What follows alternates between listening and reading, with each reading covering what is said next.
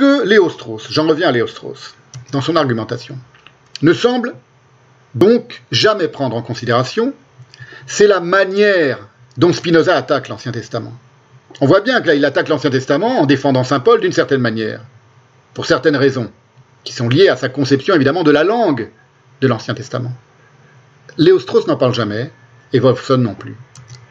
Et ne parlons pas évidemment des spinozistes non-juifs qui n'ont qu'un accès à l'hébreu. Cette manière qui concerne à la fois la conception du langage de Spinoza et la langue de sa pensée. C'est quelque chose qu'avait apparemment, perçu et aperçu Ferdinand Alquier dans l'extrait de la préface que je vous ai lu. Mais bon, comme j'ai pas accès à toute la préface, je peux pas vous en dire tellement plus. Mais apparemment, et lui dit en effet, il y a quelque chose d'important à prendre en considération dans ce rapport de Spinoza à l'hébreu. C'est pas anodin par rapport à sa pensée, enfin dans la manière de considérer sa pensée. Deleuze aussi l'avait compris. Il avait dit que, en effet, c'était quelque chose qu'il faudrait prendre en considération pour quelqu'un qui connaîtrait l'hébreu. Ce que je fais, moi, depuis 4 séances. Voilà.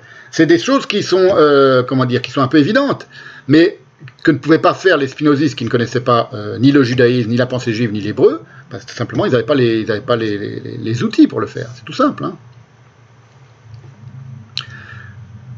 Ce que je veux dire par là, c'est que les attaques de Spinoza n'ont rien à voir avec celles d'un Voltaire, par exemple. Il n'est pas dans le même rapport à la Bible qu'un Voltaire, ni même avec celle d'Uriel d'Acosta, qui précède Spinoza de quelques années dans sa rupture compliquée avec le judaïsme. Alors, je vais vous mettre sous les yeux un petit tableau qui date du 19e siècle, que je ne connaissais pas, que j'ai découvert là, en préparant cette séance, qui montre Uriel d'Acosta, le fameux Maran reconverti au judaïsme et qui a fini par se suicider parce qu'il a été formulé toute une critique très, très, très virulente d'abord du christianisme, ensuite du judaïsme et puis de la Torah, etc. Enfin, bon, regardez un peu l'histoire d'Uriel d'Acosta, c'est passionnant. Il avait quelques années de plus que Spinoza, donc ça avait beaucoup marqué Spinoza, son expulsion de la communauté juive et la manière dont il avait été maltraité par les rabbins d'Amsterdam, au point qu'il avait dû accepter de s'humilier, il en avait été mortifié, il avait fini par se suicider, le pauvre Uriel d'Acosta. C'est pas non plus le même rapport que Spinoza avec le texte juif. Spinoza il est dans un rapport très particulier, très singulier, hein. On commence à le voir, on commence à le comprendre avec le texte de la Bible.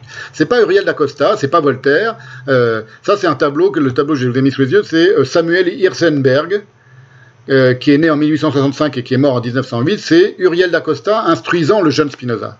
Donc lui, il a imaginé que Uriel d'Acosta était le professeur d'un piété, si vous voulez, d'une certaine manière, ou de critique du texte biblique, le mentor, l'initiateur à la critique du texte biblique de Spinoza. Oui, il a représenté ça d'une manière un peu étrange, un peu libidinale, quoi. Avec une sorte de roses qui sont posées sur le texte, donc ils sont tous les deux, l'un est sur les genoux de l'autre, un peu pâmé, c'est Spinoza, le blondinet Spinoza, bon, c'est pas très réaliste quand on connaît les autres portraits de Spinoza. Et puis il y a Uriel d'Acosta, un rabbin, enfin un juif sérieux, avec sa kippa, et ils sont tous les deux en train de spammer, enfin, pas Uriel d'Acosta, mais bon, très étrange comme tableau, ça m'a fait un peu rire, pour ça je vous le mets sous les yeux. Tout ça pour vous dire que Léo-Strauss n'a pas tort, mais il ne voit pas tout, en tout cas il ne dit pas tout. Moi je pense qu'il ne voit pas tout parce qu'il ne s'est pas intéressé à cette question du rapport de Spinoza à l'hébreu biblique. Ce qu'il voit très bien, je vous le redis encore une dernière fois, c'est que il est évident que les passages concernant le Christ dans le TTP n'ont pas la portée des passages concernant les rapports ambigus de Spinoza vis-à-vis de l'hébreu. Ce dont ne parle pas Strauss, mais ce dont moi je vous parle, pour une raison très simple, c'est que d'une part, Spinoza tenait à sa vie, et je vous l'avais dit la dernière fois, bon ça c'est évident, et critiquer le Christ, ou même critiquer Saint Paul, aurait été suicidaire dans une Europe chrétienne, dans une Hollande chrétienne, et à l'époque où il y avait de tels conflits entre le protestantisme et le catholicisme en Europe, dans toute l'Europe, et en plus entre les différentes sectes protestantes à Amsterdam. Et d'autre part, qu'il avait besoin de se conserver des lecteurs, Spinoza, ses lecteurs à lui, à savoir ses disciples et ses amis, qui étaient tous calvinistes, et qui ne pouvaient se permettre de choquer démesurément ces charmants gentils qui n'étaient que peu fins philosophes. Parce que tous les disciples de Spinoza, c'était pas des très grands philosophes, c'était pas et c'était tous des non-juifs, tous des gentils. Pour le dire encore autrement, donc évidemment, c'était couper toutes les branches, pour revenir sur la question de la branche, toutes les branches sur lesquelles il était assis, s'il s'était mis à critiquer de manière aussi virulente le christianisme et le Christ que les juifs, et que le judaïsme et que la Bible. Donc ça, c'est tout à fait convaincant de la part de Léo Strauss. Et c'est pour ça qu'il commence le TTP, le Tractatus, par des propos dédaigneux, qu'il serait difficile de ne pas qualifier d'antisémites s'ils avaient été rédigés par un non-juif. Ce ne serait pas Spinoza qui les aurait écrits, ce serait de l'antisémitisme pur et simple, banal et bas de gamme, contre la puérile manière dont les juifs, et lorsqu'il écrit les juifs, il les assimile à la fois aux Hébreux antiques, c'est-à-dire aux contemporains de Moïse, et aux auteurs de la Bible, aux historiens qui sont auteurs de la Bible, et évidemment aux pharisiens et aux massorètes et aux scribes qui ont selon lui trafiqué le texte de la Bible, la manière dont ils comprennent le principe de causalité. Voilà comment il écrit Spinoza, vous allez voir, c'est quand même, c'est plus que dédaigneux, c'est infamant. Les Juifs ne mentionnent jamais les causes immédiates ni particulières, mais s'en désintéressent et reportent toujours tout à Dieu par ferveur religieuse. Donc il est en train d'expliquer pourquoi ce que lui appelle les Juifs, il veut dire les Hébreux du temps de Moïse, et en même temps ceux qui ont écrit la Bible, et en même temps ses contemporains juifs, donc les Juifs, ne comprennent rien à la raison et à la rationalité, c'est-à-dire à la causalité. Supposons que quelque affaire leur ait été pécuniairement avantageuse. Ils disent que Dieu leur a apporté de l'argent. S'il leur arrive de désirer un bien quelconque, ils disent que Dieu y a disposé leur cœur, et s'il leur vient une pensée, ils disent que Dieu a parlé en eux. Il ne faudrait donc pas se mettre en tête, chaque fois qu'on lit dans l'Écriture « Dieu a parlé », que le texte enregistre une prophétie ou connaissance surnaturelle. On réservera cette signification au passage où l'Écriture soit affirme en propres termes, soit fait ressortir des circonstances du récit qu'une prophétie ou révélation a véritablement eu lieu. C'est comme ça que Spinoza considère la prophétie. Ailleurs encore, les anciens Hébreux, que Spinoza nomme indifféremment les Juifs, donc il dit toujours les Juifs quand il parle des anciens Hébreux, semblent sous sa plume. Donc ça c'est un exemple de la manière vraiment dédaigneuse, mais sous la plume de Spinoza, on a l'impression que les Hébreux, ou les Juifs, que lui appelle les Juifs, ne sont que de doux abrutis, dotés d'une cervelle de moineau, autant dire d'enfants, au sens péjoratif que lui donne à ce mot. L'enfant, c'est celui qui ne pense pas, qui est incapable de penser, au point que lui-même ne peut pas comprendre comment on a pu être un enfant. C'est pas comment peut-on être persan, c'est comment peut-on être un enfant chez Spinoza.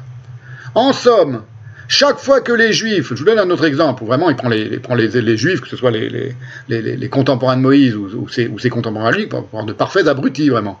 Chaque fois que les Juifs voulaient mentionner un fait qui dépassait leur compréhension et dont les causes étaient ignorées à cette époque, ils le rapportaient à Dieu. Ainsi, l'orage était la violence de Dieu, dans la Bible.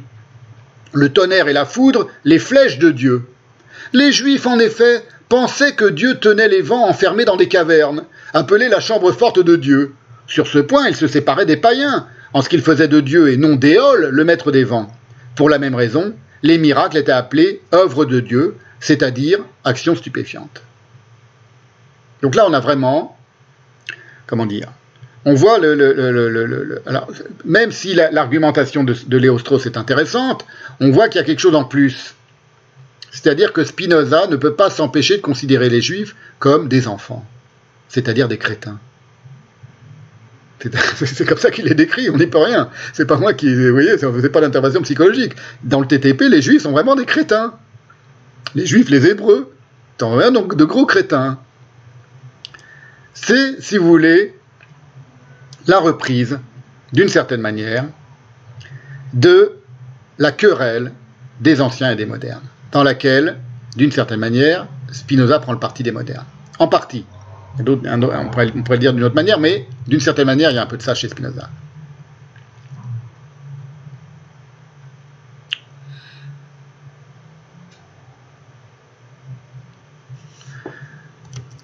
Or, dans les querelles récurrentes au fil des siècles, elles n'ont pas terminé aujourd'hui, c'est pour ça qu'elles m'intéressent, entre les anciens et les modernes, qu'on se le dise, les modernes ont toujours tort. Les modernes ont toujours tort parce qu'ils s'imaginent être supérieurs aux anciens. Spinoza s'imagine être supérieur aux juifs du contemporain de Moïse, pour la seule raison qu'ils viennent après, selon une conception qui est sommaire et qui est elle-même moderne du temps. Alors que les anciens savent que nul n'invente sans puiser sa force d'innovation dans les plus antiques et au fond les plus neuves pensées. Le rapport entre les anciens et les modernes, il n'est pas le même, c'est-à-dire que les modernes considèrent les anciens comme dépassés, alors que les anciens, d'une certaine manière, considèrent que c'est les modernes qui sont dépassés parce que les modernes ne savent pas puiser, ne savent pas où aller puiser leur nouveauté ou leur désir de nouveauté. Et par exemple, dans la querelle, pour nous Français, la plus célèbre entre les anciens et les modernes, c'est-à-dire entre Perrault, Charles Perrault qui défendait les modernes et Boileau qui défendait les anciens, c'est évidemment tout ce qu'avait prédit le moderne Perrault qui s'est effondré. Vous voyez, je prends un exemple d'une querelle littéraire célébrissime, c'est la querelle des anciens et des modernes en France, au XVIIe siècle. Perrault affirmait que son ami Philippe Quinault serait un jour reconnu par le monde entier comme le plus grand poète lyrique de tous les temps. Qui connaît Philippe Quinault? Personne.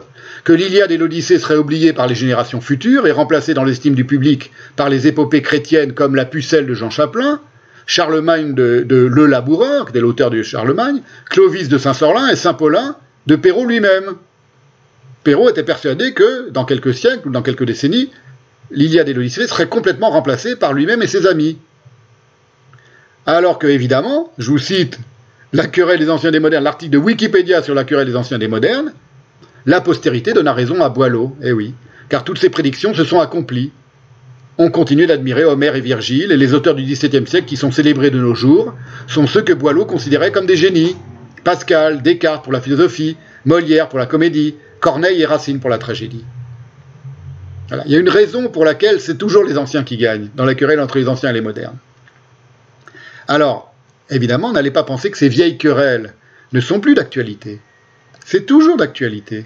Exemple d'une manière contemporaine de rejouer ce conflit vieux comme le monde, entre les modernes et les anciens, les GAFA.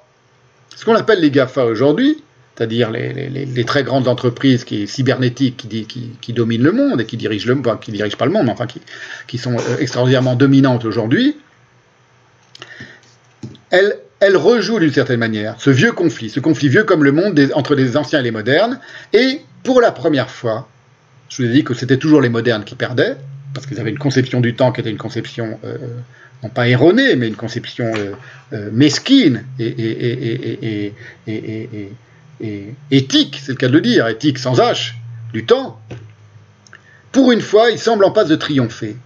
Parce qu'ils ont trouvé, les GAFA, un subterfuge, c'est très intéressant de les considérer de son point de vue-là, du point de vue de la querelle des anciens et des modernes, auquel nul n'avait songé auparavant, et qui consiste à faire mat, si vous voulez, si on envisage les choses comme une sorte de partie d'échecs de millénaires entre les anciens et les modernes, à faire mat, à imposer le mat aux anciens, en renversant tout l'échiquier, en vue de le briser en 1000 morceaux. C'est-à-dire qu'ils ont trouvé la parade qui est imparable elle-même, c'est qu'au lieu d'essayer d'avoir raison contre les anciens, en portant le combat dans le camp des anciens, on va briser toute possibilité d'avoir un combat. La seule manière pour les modernes d'avoir enfin raison consiste à abolir toute possibilité concrète non seulement de se souvenir des anciens, mais de deviner qu'il n'y ait jamais eu des anciens. Et c'est exactement cela ce que Nietzsche appelle la haine du temps et son il était. Ce qui ne peut s'accomplir parce que les modernes, d'une certaine manière, sont les premiers précurseurs du nihilisme. Les modernes au sens de Perrault, de Charles Perrault. Ce sont les premiers, ceux qui manifestent pour la première fois la haine du temps et son il était.